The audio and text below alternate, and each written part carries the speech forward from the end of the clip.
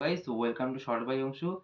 আমি এই ইউটিউব কমিউনিটিতে এই ১ম জয়েন হলাম এবং আমি চেষ্টা করব তোমাদের জন্য আরো এরকম ভালো, ভালো ভিডিও নিয়ে আসতে। আমি আমার ডেইলি বেসিসে যেগুলো ভিডিও করছি, আমি কি করছি, আমি কোথায় যাচ্ছি, সমস্ত কিছু তোমাদের মাঝে তুলে ধরবো।